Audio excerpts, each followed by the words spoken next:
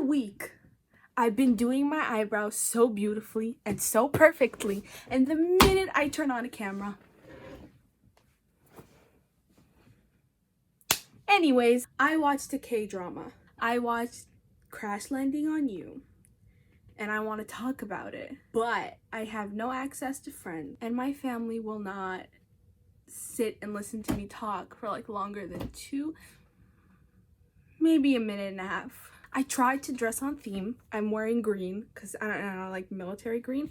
And I'm also going to do a green eye look with this adorable, look at her. To give like a quick overview, because I'm going to act like everyone who's watching this video has already seen it. But to give a quick overview, it's about a South Korean woman who went paragliding, and then a tornado happened and she ended up in North Korea in the arms of a gorgeous man. My mom's gonna watch this and she's gonna have questions. In the arms of a very powerful soldier. Oh, Dispatch. Yeah, Dispatch revealed like on January 1st that the two main leads, I believe it's Hyunbin and whatever her name is, are actually dating in real life, which made the show better for me. Because it meant that the chemistry is actually real. Okay, let's talk about the characters. Yoon Se-ri. I love her. She's funny. She's outgoing, very likable. She's an incredible saleswoman. When she was talking about her skincare, I wanted to buy it. She is a CEO of a company called City's Choice. I believe they sell like skincare or something. And she has the worst family humanly imaginable. Actual devils on planet. Oh, at the beginning of the show, we meet her when she walks into a dinner with her family, and her father appoints her as like future heiress of his company. Well, not the heiress of his company. Like, she's gonna be the future head of the company, and her brothers are pissed because I think not only is she younger than them, it's misogyny. I'm calling it like it is. They are sexist pigs, and they don't want to see a woman succeed. They're mad because a woman, a girl who's younger than them, beat them to the throne, and I'm proud of her. They are awful, devilish creatures. I just spit everywhere, and I'm proud of her for beating their asses. Is all I'm gonna say about that. Okay, she meets the, oh god, Lee Jong-hyuk.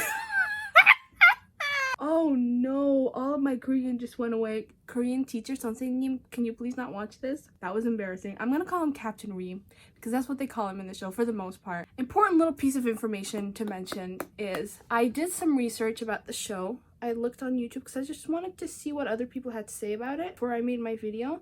And I found two videos that were from a South Korean perspective. My god. That were from a North Korean perspective, which is interesting. Didn't think I would find that. I know very little about North Korea. And what they had to say, I'll link those videos in the description box, by the way. I recommend you check them out. But what they had to say about that was that this show is actually pretty accurate. It's a pretty accurate depiction of North Korea and how North Koreans actually live in North Korea.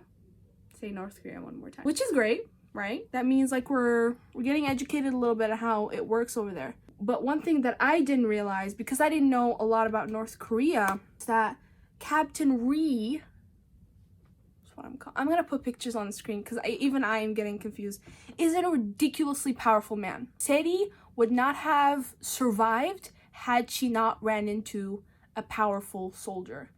Like, I think he's like third or fourth most powerful man in Korea, or something like that, because his father is extremely powerful and he's, you know, it's a show mainly about privilege. Because if he was just a regular soldier and he ran into Se-ri, he would not have had the option or the privilege of actually hiding her, because he would fear for his life. He would die. She would die. She would 100% would have died.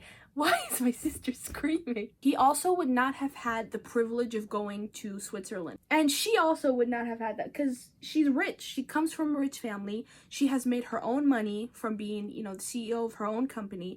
And she would not have had the privileges of flying back and forth from South Korea to Switzerland or moving to Switzerland. I'm really not sure about the ending there. but it was something like that. She would not have had that privilege had she not had money, power, again, privilege. So just thought I would throw that in. It's obviously a romanticized version of what would actually happen if you accidentally landed in North Korea. But I still enjoyed it nonetheless because Captain Ree doesn't suck. Oh my god. I was shocked that he's not a toxic, horrific creature. A lot of these K-dramas would have these mean ass boys. They're so mean. The girl falls for them anyways, and I've never understood that. He's so kind, and it shocked me how kind he was. Anything she asked for, he provided her with that. Again, that comes with the whole privilege. There's one scene where she asked him a question, and I expected him to freak out, to lose his mind. Because in any other drama, if he was like a stupid teenage boy in a K-drama about teenagers, he would have lost his mind, and he would have yelled at her, and he would have been extremely toxic and abusive, and the woman would have fallen in love with him anyways. But he didn't. He just answered the question, and I'm shocked. It actually shocked me how kind he was. I'm like, is this what respect looks like? I never knew there was such a thing. A man respecting a woman and being kind to her. What? I never thought I'd see the day. Like I mentioned before, he is very powerful. He has a powerful father, and his brother died. His brother was killed, and I'll get back to that when I talk about his killer. So in episode 3, the village finds, like, the villagers, the people who live in his little village. I'm not sure what to call it. Is it a village? Is it a small town? What is going on? What on God's green earth? Sadie has been living with him, right? Because he's been hiding her in North Korea. And the villagers, the people who live in his town, they find her. And then he had to pretend like she was his fiance from District 11. Which apparently is not a thing. There's no such thing as District 11. But he actually had a real fiance who is Sodan. Okay, let's talk about her. Before I did research for this video, I wrote these notes, I think like 3 or 4 days ago, and I did some research today. I was gonna roast her ass. I called her, in my notes, boring as boring comes, unseasoned chicken. My toothbrush has more personality.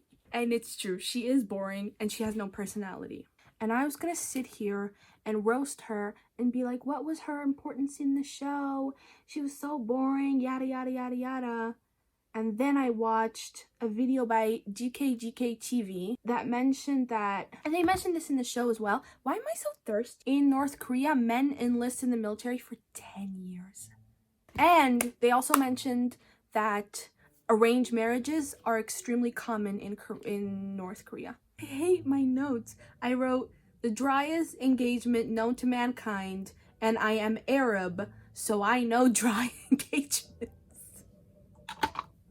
I mean, I'm not lying. But she had an arranged marriage with Captain Ree.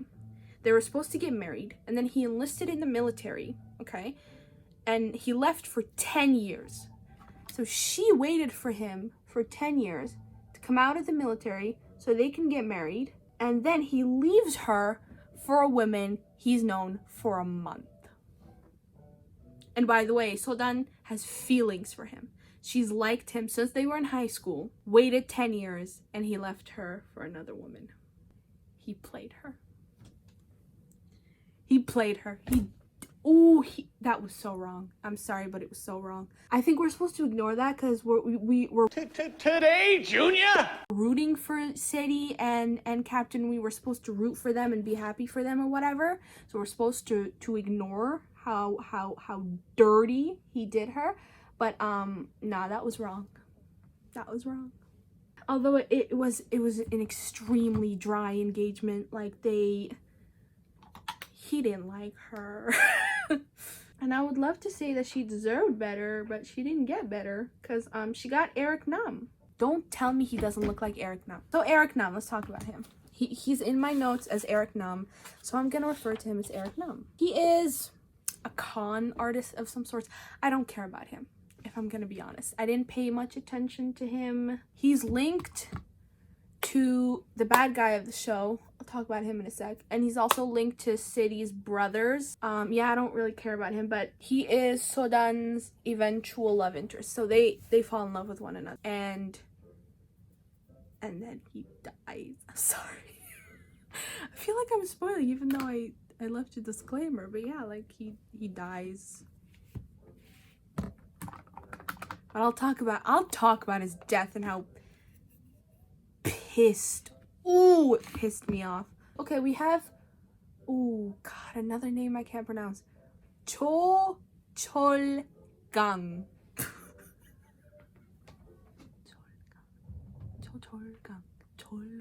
He is the actual devil on earth. Evil little man. Awful man. He committed every crime under the sun. He has conned people, bribed people, blackmailed people. Just a horrific man. Killed people. And he is the one who killed Captain Ree's older brother. Truly awful. A murderous, evil, poisonous man. And I hate him. He also had no emotion in his voice. There was one scene, I think in like episode 13 or 14, when he was telling a story about his childhood. And he was just so... I had no parents and I was orphaned and they all died and I had no one. Like, have some emotion in your... Like, make me feel bad for you. He's just so monotone. Ew. Gross. Next. Okay, Switzerland. Switzerland is a whole character. The Switzerland plot, I hated it. Okay.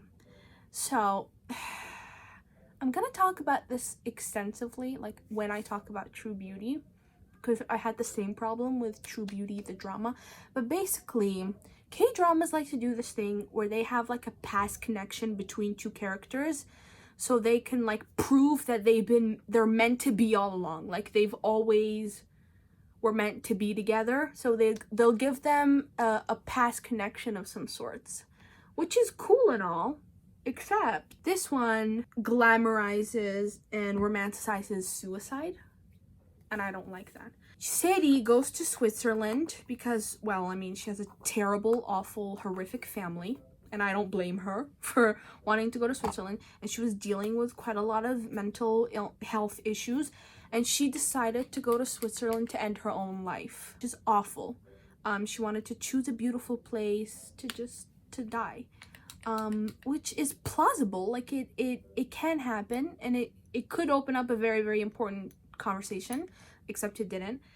And Captain Ree was there on vacation with his fiance Sodan, and well, she was on a bridge and I'm sure you could guess what would happen. And then he asked her to take a picture of him and her fiance, and I guess that prompted her to stop.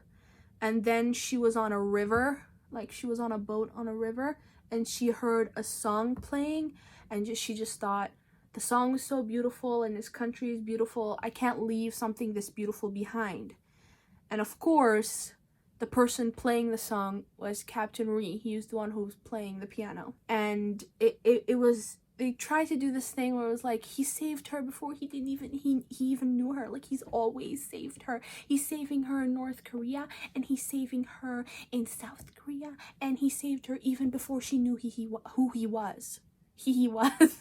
Just don't think it's okay, it's right to have suicide as like a plot moving device or a trope to use in like a romantic setting, if that makes any sense. I just don't like the idea of romanticizing it like that. I don't like it. It was so unnecessary. She could have just gone to Switzerland to deal with some mental health issues, and then when she heard the song, she realized like, oh, life is so beautiful and I want to heal.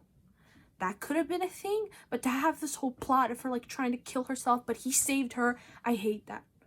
It's suicide should be taken seriously, and it shouldn't be romanticized like that. Is all I have to say about that.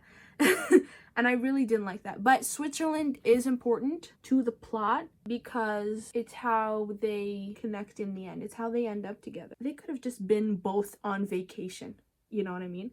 And then reflected on that years after they met. They were like, oh my god, you were in Switzerland? I was in Switzerland! Ah! Oh, I have them in my notes as the 4 precious angels.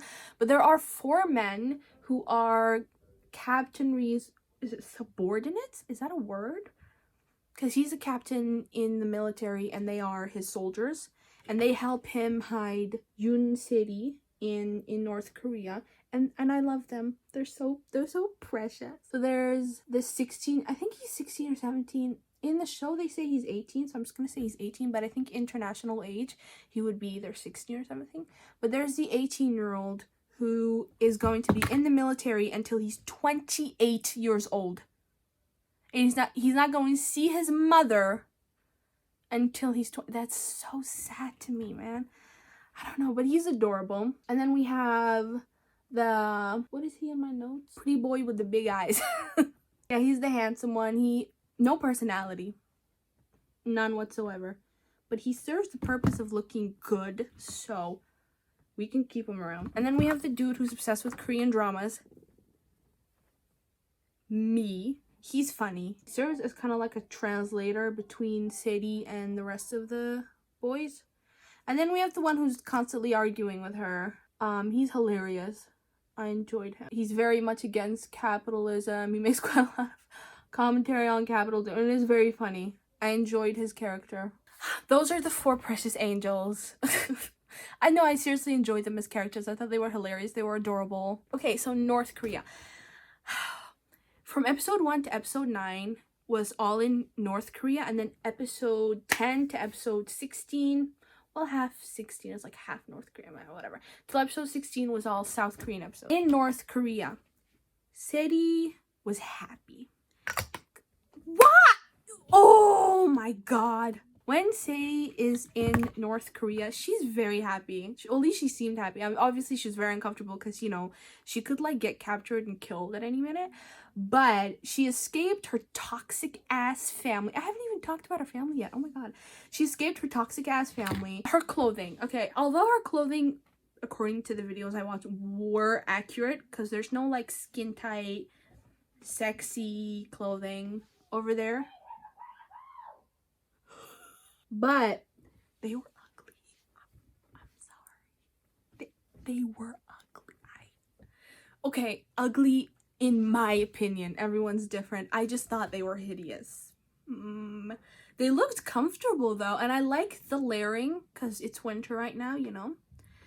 And I'm not one to talk because you want to see my pants? They look comfortable, just not cute. I preferred her South Korean fashion a lot better. And the thing about clothing in the show, oh yes, let's talk about clothing because I love fashion. I love fashion so much. Well, I don't love fashion, I love clothes because I don't know much about fashion. Anyways, for all characters, there's North Korean clothing and South Korean clothing changed drastically. And you can see the transition from North Korea to South Korea in their clothes. When Seri landed in North Korea, she was wearing kind of like gym clothing left over from South Korea, and then her wardrobe changed to North Korean wardrobe. And then when the boys were in South Korea, they were wearing like what they thought were South Korean clothes. They looked ridiculous until Seri hooked them up with outfits. She put them in these cute ass suits. They looked so pretty.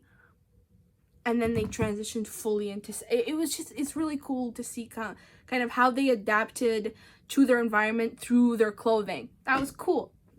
Thought I should note that. Yeah, she made friends when Yoon City is in North Korea. She made friends very easily. She seemed like in South Korea, she was like really mean and miserable. She had no friends. She always ate alone. She never ate. She apparently only eats 3 bites of every meal, which, honey, that was depression. Come on now. That was depression. But when she was in North Korea, she was eating a lot, drinking alcohols that weren't fancy. You know, she didn't have her, I don't know, any fancy alcohol, champagnes or whatever. She was happy. And she also met the love of her life. So, oh, her family. Now let's talk about her family. Awful creatures deserve prison. Yoon City goes missing for a millisecond, and they already pronounce her dead. No proper investigation, nothing, and she was already pronounced dead. Dirty ass family. Awful, awful, awful. She was gone for 2 seconds. And her brothers were like, well, now we're the CEOs. So her father, after they pronounce her dead, her father appoints Satan 1 and Satan 2, I guess, as the new heads of the company. So her brother, don't know his name. In my notes, he's Satan 1. He is awful. He knew that city was in North Korea. So then he told Eric Nam to keep her there. The plan failed because city eventually ended up in South Korea. So then when they found out she's back and she took over her company and she's about to take over her dad's company, Satan 2, who is Satan 1's wife, she's awful. She hires the bad guy I mentioned before, the one I can't pronounce the name, Oh God, so bad. What is happening? She hires him to kill Seti. This man hired a North Korean assassin devil to kill his sister for money. And you wonder why I'm mad. I'm pissed. She also has another brother who's technically irrelevant. I just hate his wife. His wife is religious. We see her go to, like, it seems like it was church groups. And she was in church. This is what pissed me off, because I'm a religious person, obviously, right? She went to church and prayed, used God to pray for Seti to never come back. She used God to wish harm on another person. Pisses me off. I hate when religious people do this, because, like, this is a real thing that happens amongst, like, religious communities or whatever. These people who will put God in their mouth and act like God is all and God's number one, yada yada yada, and that they will use God to wish death and harm on somebody else. I will never understand. They piss me off. That they give us all a bad name. And I hate people like that, and I absolutely despise her. Her husband, Sadie's brother, he's, like, pretty irrelevant. I just wanted to mention that because I freaking hate her. You don't... Anyways. And then we get the South Korean episodes, my personal favorite episodes. So Captain Ree's father, like I mentioned before, he's powerful. So then he appoints the boys, the 4 boys, and then another man. I don't know if I'm going to mention... No, I'm not going to talk about that man. Although he's nice, and I liked his character, but he's just not important to my video. He appoints the 4 boys to go after him to bring him back. Here is where the unrealism, is that a word? Captain Ree's father appoints these 4 men with very little training to go to South Korea illegally to get his son back safely. He sends a 16-year-old boy who's very new to this whole thing. He doesn't know what it's like to be a soldier. He sends him on a mission in South Korea. Am I the only one that doesn't see something is not connecting? I know the show wants to send these 4 boys South Korea, like, because to be funny or whatever. Like, I get it. But in real life, there's no way that would happen. These men have no training. They have no idea what they're doing. There's no way they would be sent to South Korea. No way. On a secret mission. It's not happening. I'm sorry. Hate to ruin it to you. These boys don't know how to fight. Well, the K-drama dude and the mean dude, the loud one, they knew how to fight. And the pretty one knew how to fight too. The 16-year-old didn't know anything. They didn't know how to fight. They didn't know how to strategize. They knew nothing. And they were sent on a secret... But, I mean, they succeeded, sort of. But still. Okay, episode 12. This is the most infuriating episode, in my opinion. So, the dude who's always... I don't know anyone's names. He comes up with the genius plan of delivering chicken until he finds Sadie. He knows Sadie loves to eat meat. He plans on delivering fried chicken in hopes that Sadie will be one of those people to order fried chicken, and then he'll find her that way. North Korean soldiers. They were sent on a mission to go to South Korea illegally to protect their captain and bring him home safely.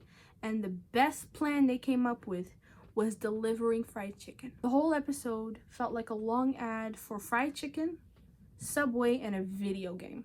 And it wasn't up until the last 30 minutes. I believe the episode was like an hour and 30 minutes long. For 1 hour, it was nonsense. And for the last 30 minutes, they finally find each other. And they're reunited. There's no way it would happen. It's a load of crap. Again, K-dramas are not meant to be realistic, but still. I would have come up with a better plan. And I'm not even a soldier in the military or anything like that. They had 5 men, and they knew where she worked. They could have had 1 man in the front door, 1 man at the back door, 1 man in the parking lot, I don't know, 1 man in the area where she lived. 1 man could have looked up in the internet to find her favorite restaurant and got a mess. But no, they delivered chicken. I'm not sure which episode this is. I don't know if it was 13 or 14. They had a big fight. Captain Ree, the soldiers, a bunch of Chinese people, the whole thing, versus the devil and his minions. During that whole fight scene, Sadie gets shot. 1 gunshot, and she passes out like a light. But when the devil gets shot in, was it the final episode or the before last episode? I don't remember. He had a whole monologue. He was shot like 17 times. A whole monologue, laying there dying, bleeding out. A monologue for 10 minutes. But Sadie gets shot once and she's out cold. When Eric Nam got shot, and I'll get back to that in a sec because that was infuriating. When he got shot, he had a whole monologue. Just sat there asking her who she liked, asking Sodan if she liked him or she liked somebody else or she liked ramen or whatever. A whole monologue, a soliloquy before he dies. But Sadie gets tapped by a bullet and she's out. And it was a whole dramatic scene. She's falling out of the car. And listen, I'm just saying, it is possible to pass out right after my face is itchy, right after you get shot, yes. But I'm just saying, women are not that weak, South Korea. Okay. Speaking of women being weak or whatever, Captain Ree gets captured, right? I believe this happened in this final episode or the before last episode. And then he does that toxic ass thing that K-drama leads always do, where they don't want to hurt the other person, so they try to break up with them in the worst possible way ever, which is being mean. Anyways, he was being mean to her, and then because in K-dramas women are tiny little leaves who are weak and fragile and awful, she passes out. Weak, fragile, and awful. She passes out and develops blood poisoning. And she was in a coma for several days, I believe, or maybe a few hours. And then the funniest part happened. It frustrated me. Listen, we love healthcare workers in this house, okay? We respect them. They are heroes. We love them. But in the show, Yoon Se-ri flatlines? Her heart stops beating. Beep, you know, she's dead. She's dead. And the doctor goes, "Hey, can you hear me?" She's dead. Gone. Her heart stopped beating. Yes, last episode, the boys get captured. They get sent to North Korea. Oh no, it's awful. Yoon Se-ri is devastated. The captain is devastated. The boys are devastated. They miss South Korea. North Korea seems awful to them compared to South Korea. Blah, blah, blah, blah, blah, blah. What's his face? Captain Ree figures out a way to communicate with Sadie through like these texts that she can't reply to. I didn't really understand them. Meanwhile, I haven't spoken about them in a minute. Sodan and Eric Nam fall in love. I don't care about their relationship. I'm sorry. I don't. I couldn't be bothered to care. Because Eric Nam is a con man. He's in some deep shit. He's also...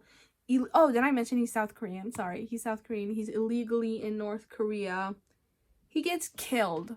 Okay? He's in the ambulance with Sodan. He's dying. He got shot twice. She's talking to him like, "I love you," blah, blah, blah. And then he takes off his, like, air mask thing. and the paramedic sitting behind him does nothing. Nothing. Takes it off, has a whole monologue. I love you, you know, who do you like? Do you like me or the other man or ramen? He has this whole thing he was telling Sodan. And then he dies, and the paramedic does nothing. Doesn't try to revive him. Doesn't try to help him breathe. Nothing. He takes off the mask. He takes it off of him and just lets him die. Again, we love healthcare workers. But really? I don't know. Listen, I'm not a doctor, but I watch Grey's Anatomy. And they would never do that. They would put up a fight. They would at least try to revive him or try to keep him alive or something until they get to the hospital. They just wouldn't give up like that. But maybe that's how it works in South Korea or in North Korea. I don't know. I've never been there. Okay, the ending. Some people were really upset about the ending. I really liked it. So how they wrapped up the whole thing, which I actually predicted the ending. So I don't know if that's a good or bad thing. But basically, the only way they could be together, and I'm sure it's already obvious, is Switzerland. The ending is Captain Ree choosing to become a piano player again. And I guess he moves? ? To Switzerland. And what she does is she like opens up a school or something in Switzerland. There was a scene when they were both drunk, Yoon Se-ri and Captain Ree, and he was telling her about how he wanted to see her grow old and he wanted to have twins with her and he wanted to, you know, spend the rest of his life with her. And I was kind of hoping at the end we would see that, like a jump into the future. They're living together, they have twins. I don't know, I was kind of hoping we would see that, but we didn't. We just basically got them. They teased us living together. I guess they're living together in Switzerland because we saw them in a house. They had a picture of the two of them. Beautiful view. People didn't like the ending and I'm not really sure why. I enjoyed it. I thought it was like, that's the only way they could be together. My light is about to go out any minute. I'm pretty sure it's gonna happen. If this show is truly realistic, I think she would be dead. I wanted a better ending for the boys, for the soldiers. I really did. But yeah, I enjoyed the ending. Anyways, that's all for me today. I recommend you watch the show. I have a lot of K-drama content coming. I have True Beauty coming either next week or the week after that. And I'm also going to be making a video on It's Okay to Not Be Okay. That's it. That's all. I'm done. I enjoyed the drama. I thought it was good. It was well written. Enjoyable. That's all. I hope I made sense of this video. Goodbye. I'm going to go film another video after this. So, bye. Peace out.